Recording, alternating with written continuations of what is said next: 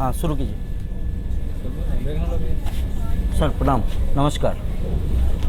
आज का दिल्ली से लुधियाना का सफ़र इस एक्सप्रेस में कैसा अनुभव हो रहा है? वंदे भारत एक नए युग की ट्रेन है और प्रधानमंत्री श्री नरेंद्र मोदी जी ने ये एक ऐसी ट्रेन चलाई है जो ट्रेन साधनों से युक्त है। आधुनिक साधन इसमें बहुत लगे हैं, स्पीड बहुत अच्छी है। और मैं रेलवे के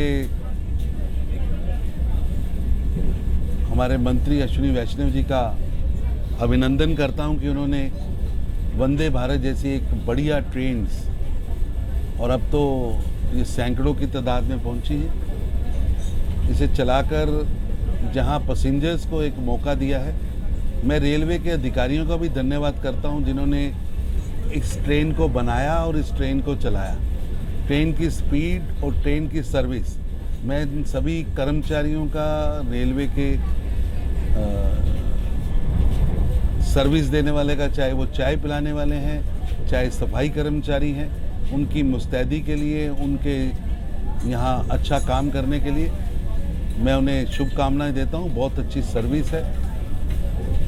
चाय से लेकर बाथरूम जाइए, नाश्ता करिए, सब एकदम बढ़िया प्रबंधन है। और ये प्रधानमंत्री नरेंद्र मोदी जी ने वर्ल्ड क्लास ट्रेन भारत की रेल पटरियों पर चलाकर भारत के नागरिकों को इसका लाभ दिया है। और वंदे भारत स्पीड भी ज़्यादा है और इतनी ज़्यादा तादाद में चली है कि उसका लाभ हम सबको मिल रहा है। सर, बीजेपी आपकी पार्टी ने 24 को लेकर के अपनी नई टीम की घोषणा कर दी है और जो पूरी टीम डेवलप हुआ है जिसमें 10 नए चेहरे को मौका दिया और आपके अलावा और पुराने चेहरे को दोबारा मौका दिया है। कैसे देखते हैं इस चीज़ को? ये बहुत नेचुरल प्रक्रिया भारतीय जनता पार्टी के अंदर है। माननीय राष्ट्रीय अध्यक्ष श्री जेपी नड्डा जी ने हमेशा ही कार्यकर्ताओं को पार्टी की पुरानी पद्धति के अनुसार मौका दिया है। भारतीय जनता पार्टी में एक छोटा सा पोस्टर लगाने वाला, वॉल राइटिंग करने वाला मेरे जैसा एक छोटा कार्यकर्ता, जिसने अपने राजनीतिक जीवन की शुरुआत एक बूथ से की है। देश के अंदर 10 लाख बूथ है और 10 लाख बूथों पर हर बूथ पर एक पोलिंग एजेंट और एक बूथ इंचार्ज होता है। और मेरे को याद है कि जब मैंने ये शुरुआत की थी तो 1989 वो दौर था जब भारतीय जनता पार्टी एक अंगड़ाई ले रही थी। और मेरे को याद है, ये मेरे घर में ये मैं तीसरी पीढ़ी का कार्यकर्ता हूँ और तीसरी पीढ़ी के कार्यकर्ता होने के नाते मुझे याद है कि परिवार में शुरू से ही जनसंघ का, राष्ट्रीय स्वयंसेवक संघ का एक माहौल रहा है और उस माहौल के अंदर मैं पलकर बढ़ा हुआ हूँ। और 1989 वो एक कठोर समय था, एक ऐसा दौर था जब पंजाब के अंदर आतंकवाद का एक बहुत बड़ा भय का वातावरण था। उस भय के वातावरण में कार्यकर्ता डटे हुए थे, राष्ट्रवादी विचार को सामने रखकर काम कर रहे थे। लेकिन जो प्रचार की गाड़ियां होती थी, उन प्रचार की गाड़ियों में जो लोग भाजपा का झंडा लगाकर भाजपा के उम्मीदवार के लिए वोट मांगने के लिए निकलते थे, उन लोगों की हत्याएं हो रही थी। और लगातार हत्याओं का दौर, लगातार हत्याओं के माध्यम से जो डर का वातावरण पैदा हुआ, तो भाजपा की गाड़ी, प्रचार वाहन रुक गए। क्योंकि प्रचार में आने वाले सभी जो स्पीकर रहते हैं उन्होंने मना कर दिया। हम उस समय कॉलेज में पढ़ते थे तो हम 3-4 कार्यकर्ताओं ने तय किया कि हम लोग निकलेंगे और हर हालत में पार्टी के प्रचार को रुकने नहीं देंगे, चाहे आतंकवादियों की बहुत बड़ी धमकी थी। और मेरे को याद है उस समय मैं जब वाहन लेके गांव में जाता था तो उस समय भी लोगों का रुझान भारतीय जनता पार्टी की तरफ था, लेकिन एक डर व भय का वातावरण खड़ा था। लेकिन जब हमने पहल की और उस पहल से एक ऐसा वातावरण बना कि भारी संख्या में लोग उतरे और उस प्रचार के अंदर भारतीय जनता पार्टी का प्रचार सीमा से लेकर हर शहर तक पहुंचा। और वो पहला एक मुकाम था जब भारतीय जनता पार्टी 80 से ज़्यादा सीटें जीतकर केंद्रीय राजनीति में उसने एक धमक अपनी जमाई थी। कहीं न कहीं बीजेपी लगभग 250 सीटों पर 50% से ज़्यादा वोट लाती है। इसका श्रेय इस तरह के संगठनों जब तैयार होता है, आप जैसे चेहरे को जब पार्टी चुनती है और जिम्मेदारी देती है, उसका रिजल्ट है। जनता का एक विश्वास है आपके साथ। ऐसा है कि प्रधानमंत्री श्री नरेंद्र मोदी जी भारतीय जनता पार्टी के लिए एक बड़ा चेहरा भी हैं और एक चुंबकीय नेतृत्व भी है। पार्टी का कैडर पिछले 7 दशकों में पार्टी ने बहुत बड़ी विकास यात्रा की, लेकिन हर पार्टी हर आइडियोलॉजी को एक नेता की आवश्यकता होती है जो उसको आगे लेके जाए। तो आज सौभाग्य से भारतीय जनता पार्टी के पास एक विश्व स्तरीय नेता, एक ऐसा नेता जिसका विजन है, जिसकी लंबी सोच है, जो एक्ट तो लोकली करता है लेकिन सोचता ग्लोबली है, जिन्होंने देश की चमक व दमक को विश्व मंच पर पहुंचाया, जिनके नेतृत्व में भारतीय जनता पार्टी एक ताकत के रूप में उभरी, जिन्होंने देश को आज विश्व की अर्थव्यवस्था बनाया। देश को आज जो हम 2014 में सत्ता में आए थे तो भारत उस समय विश्व की 10वीं अर्थव्यवस्था था। आज भारत विश्व की 5वीं अर्थव्यवस्था बना है और प्रधानमंत्री मोदी जी ने जिस तरह से पल पल कठोर मेहनत की है, विजन दिया है, उसका परिणाम है कि आज भारत की चमक व धमक पूरी दुनिया में दिख रही है। और निश्चित रूप से प्रधानमंत्री जी नरेंद्र मोदी जी के नेतृत्व में भाजपा की 2024 में एक तगड़ी सरकार आएगी और तीसरी पारी में मोदी जी भारत की अर्थव्यवस्था को विश्व की तीसरी अर्थव्यवस्था और एक ऐसा भारत जो विश्व के अंदर पहले चंद राष्ट्रों में पहुंचे, एक विकसित भारत, एक शक्तिशाली भारत, गरिमापूर्ण भारत बनेगा। वहीं 10 चेहरे नए आए हैं और अलीगढ़ से मुस्लिम विश्वविद्यालय MU के पूर्व कुलपति तारिक मंसूर जी, सरोज पांडे, लक्ष्मीकांत वाजपेयी, ऐसे कई चेहरे उपाध्यक्ष में लाए गए। ऐसा है कि भारतीय जनता पार्टी हर वर्ग की पार्टी है, सबका साथ सबका विकास। जहां हमारे नेता का मंत्र है, हमारी सरकार का मंत्र है, हमारी पार्टी उसी को सामने रखकर आगे बढ़ रही है और हर क्षेत्र से, हर वर्ग से, हर तरह के कार्यकर्ताओं को मौका दिया गया है। और उस मौके के कारण आज चाहे वो पसमानदा मुस्लिम्स हों, चाहे दक्षिण भारत के लोग हों, चाहे उत्तर के लोग हों, चाहे पूरब के लोग हों, चाहे हिंदी भाषी क्षेत्र से हों या अलग अलग भाषाई क्षेत्रों से हों, भारतीय जनता पार्टी का प्रतिनिधित्व केंद्र के अंदर सभी वर्गों, सभी समुदायों, सभी क्षेत्रों से है। और भारतीय जनता पार्टी केवल एक ही ऐसी पार्टी है जो राष्ट्रीय पार्टी के रूप में आज खड़ी हुई है। तो सर, आज PM साहब की मन की बात आज है, आप उसमें पहुंच रहे हैं, आज उसमें शरीक हो रहे हैं, क्या कहना चाहेंगे? ऐसा कि मैं प्रयास करता हूं कि मन की बात का कार्यक्रम अलग अलग प्रांतों में जाकर सुनूं।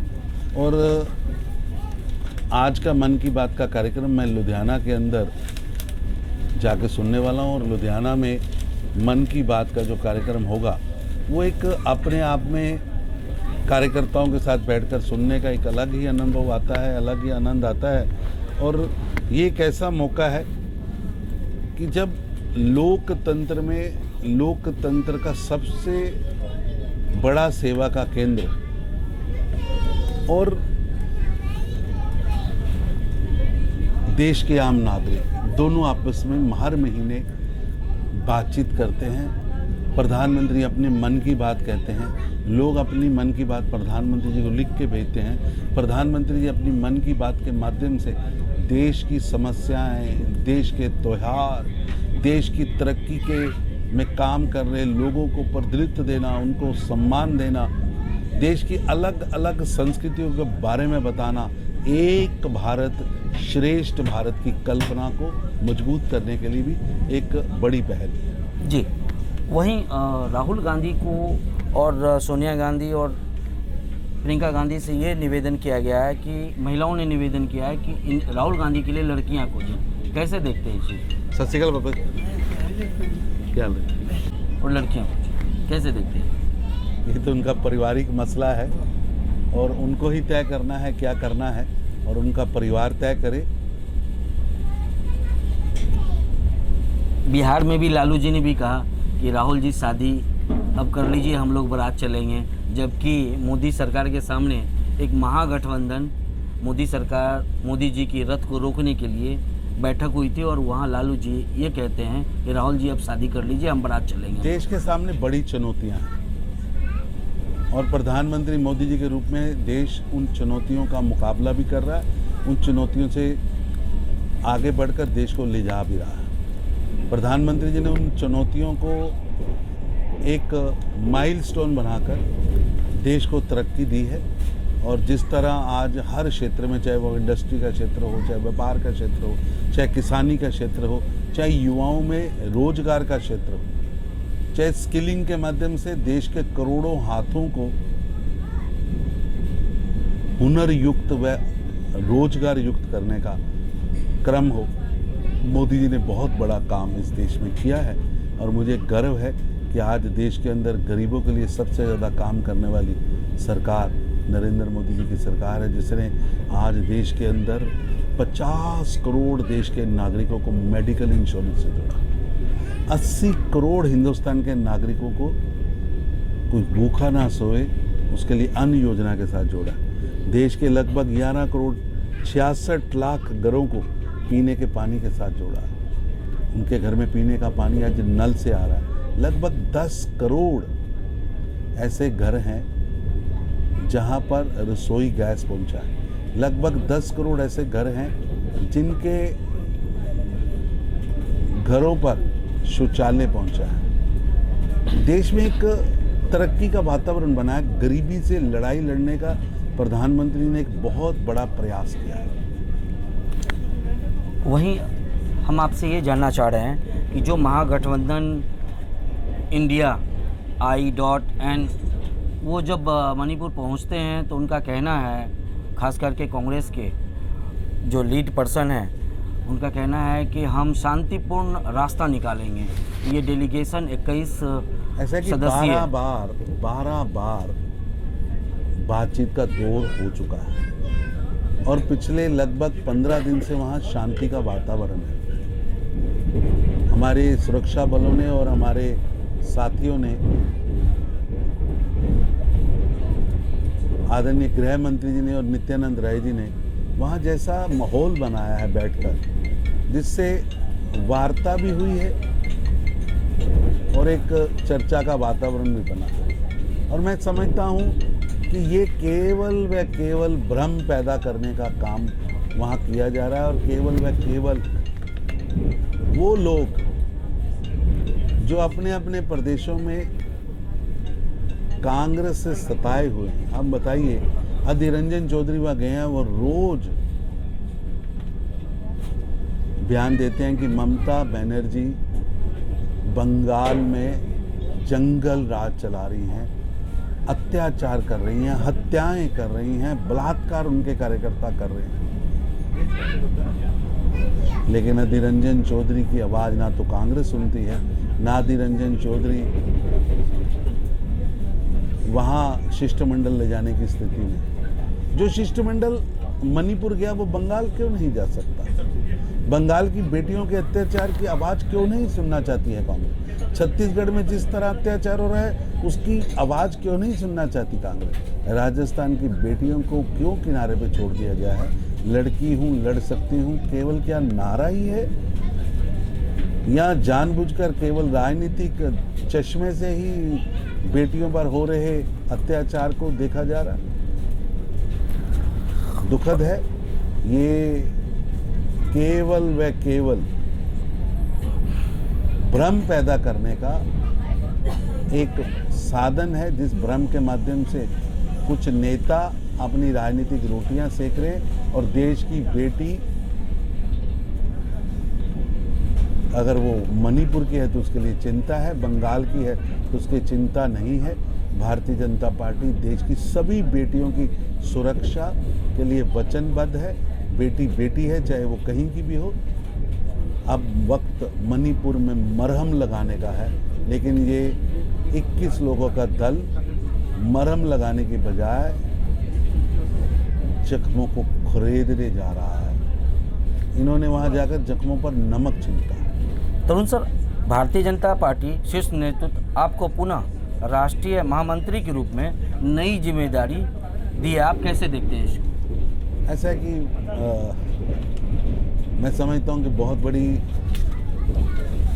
बात है। पार्टी ने फिर एक बार मौका दिया है और ये मौका मेरे जैसे एक छोटे कार्यकर्ता को मिला है, जिससे हम लोग आगे बढ़कर काम भी कर पाएंगे। और पार्टी ने जिस तरह तीसरी बार मौका दिया है, वो मौका दूसरी बार महामंत्री बनने का और चौथी बार पदाधिकारी बनने का। मैं मेहनत की प्रकाष्ठा करके पार्टी के जो लक्ष्य हैं 2024 में एक मजबूत सरकार लाने के, मोदी जी के नेतृत्व में एक ताकतवर तगड़ी सरकार लाने के, उस लक्ष्य पर हम सब लोग काम करें। और जेपी नड्डा जी के नेतृत्व में निश्चित रूप में 2024 भारतीय जनता पार्टी देश में एक मजबूत नरेंद्र मोदी जी के नेतृत्व की तगड़ी सरकार। पहले पंजाब में, अब केंद्र में, पिछले कुछ वर्षों में पार्टी ने आपको कई महत्वपूर्ण जिम्मेदारियां दी हैं। मैं लगातार अपने बाल्यकाल से और यौवन से पार्टी का काम करता आ रहा हूं और पार्टी ने जो भी जिम्मेवारियां दी हैं, मैंने उसे सर्च स्वीकार किया है। एक बूथ से लेकर पार्टी के हर एक स्तर पर मेरे को पार्टी ने मौका दिया है और मैंने उस मौके को मेहनत की प्रकाष्ठा, लगन में मेहनत से पूरा किया। देश में आज राजनीतिक माहौल कैसे देखते हैं आज? ऐसा है कि देश के अंदर आज राजनीतिक माहौल दो हिस्सों में पूरा देश बटा हुआ है। देश के अंदर दो तरह की पॉलिटिकल पार्टियां हैं। एक जो डायनेस्टी पॉलिटिक्स कर रही हैं, वो एक ऐसी पॉलिटिकल पार्टियां हैं जिनका केवल व केवल परिवारवाद, भ्रष्टाचार, लूट खसूट की गारंटी उनका काम है। जिन्होंने पिछले सालों में देश के खजाने को लूटा है। 2004 से 14 12 लाख करोड़ रुपए की देश के खजाने से चोरी हुई। वो राहुल गांधी वंशवादी गांधी परिवार के एक राजकुमार हैं, वो भी आना चाहते हैं। मुलायम सिंह यादव जी के नेतृत्व वाली सपा से अखिलेश यादव, जिनके समय में सबसे ज़्यादा उत्तर प्रदेश अपराधियों का गढ़ बन गया था, वो भी प्रधानमंत्री बनना चाहते हैं। लगभग 1.5 दर्जन नेता प्रधानमंत्री बनने की होड़ में, और ये सभी नेता एक ही काम कर रहे हैं कि उनको उनके भ्रष्टाचार से, किए हुए भ्रष्टाचार से बचाया जा सके। और ये सभी नेता चाहते हैं कि देश के अंदर एक लंगड़ी सरकार आए, एक कमज़ोर सरकार आए, ताकि ये बांट कर, काट कर देश की अर्थव्यवस्था को खाए। लेकिन देश की जनता बहुत सजग व सतर्क है। देश की जनता इस समय देश में नरेंद्र मोदी जी के नेतृत्व में तगड़ी सरकार लाना चाहती है। लंगड़ी नहीं, तगड़ी सरकार लाना चाहती है, जो तीसरी बार बनकर देश की सेवा करे और देश की चमक व दमक को विश्व में फैलाए। मणिपुर को लेकर विपक्ष लगातार आपकी सरकार पर सवाल उठा रहे हैं। ऐसा है कि भ्रम पैदा करने की कोशिश की जा रही है। मणिपुर पर बहुत काम हुआ है और जो लोग प्रश्न उठा रहे हैं वो 1993, 2006 की घटनाओं पर बताएं। उससे आज के हालात बहुत अच्छे हैं और हालात बहुत अच्छे हो रहे हैं। हमने पूरी मेहनत की है और मणिपुर वापस अपनी पटरी पर आया। 2024 को लेकर भारतीय जनता पार्टी की क्या रणनीति है? ऐसा है कि भारतीय जनता पार्टी श्री नरेंद्र मोदी जी की सरकार द्वारा किए हुए कार्यों को जन जन तक लेके जाएगी, क्योंकि मोदी जी ने जिस तरह देश के लिए काम किया है, जिस तरह देश के नाम को रोशन किया है, जिस तरह विश्व के अंदर एक ऐसी डिसिप्लिन्ड लोकतांत्रिक सरकार खड़ी की है, जिस सरकार ने देश के हर जनमानस को अटेंड किया है। एक झोंपड़ी वाले की झोंपड़ी से लेकर उसके घर में रसोई गैस, उसके घर में पीने के पानी का नल, उसकी मेडिकल इंश्योरेंस, उसके घर में शौचालय, उसके जीवन में आगे बढ़ने के लिए उसके बच्चों को स्किल योजना, एक तरह से पूरी तरह हर माध्यम से गरीब के जीवन में परिवर्तन लाने का, गरीब के जीवन स्तर को ऊपर उठाने का काम प्रधानमंत्री मोदी जी ने किया है। हम इन बातों को लेकर जनता के बीच में जाएंगे कि कैसी सरकार जो पाकिस्तान को जवाब देना जानती है, जो विश्व मंच पर भारत की चमक दमक बढ़ा सकती है, जो विश्व के अंदर भारत का नाम रोशन कर सकती है, वो केवल व केवल नरेंद्र मोदी जी की सरकार है। उसे दोबारा लाना हम सबकी जरूरत है। देश की जनता के लिए क्या मैसेज है? मेरी देश की सभी जनता से, आपके पाठकों से ये निवेदन है कि विश्व के इस मंच पर भारत की जो चमक व धमक इस समय पहुंची, ये केवल शुरुआत है। अब कि भारत को आगे बढ़ना है, अभी हमें एक विश्व की शक्ति बनना है। प्रधानमंत्री मोदी जी ने जो कहा है कि देश के नौजवानों के सपनों को हम पूरा करेंगे, हमारी तीसरी पारी में देश के नौजवानों के सपनों को पूरा किया जाएगा, देश को विश्व की तीसरी अर्थव्यवस्था बनाया जाएगा। ये तभी पूरा होगा जब प्रधानमंत्री मोदी जी पहले से ज़्यादा बहुमत लेकर देश की सेवा में लगे। और देश के नागरिक से मेरा निवेदन है कि हमें प्रधानमंत्री मोदी जी के साथ खड़ा होना है, ये मोदी जी के साथ खड़े होकर देश को आगे बढ़ाना है। आज की इस बातचीत में आपने समय निकाला है, इसके लिए बहुत बहुत आपने धन्यवाद। वंदे भारत ट्रेन के अंदर इस मौके का फ़ायदा उठाया और हमें मौका दिया, मैं आपका बहुत बहुत धन्यवाद करता हूं। और वंदे भारत के प्रशासनिक अधिकारियों का भी धन्यवाद करता हूं कि उन्होंने इतनी सुंदर ट्रेन बनाई है कि उसके अंदर बैठकर लगता ही नहीं कि आप ट्रेन में सफ़र कर रहे हैं। प्रधानमंत्री मोदी जी ने ट्रेन सैकड़ों की तादाद में देश को दी है, ये बहुत बड़ी पहल है।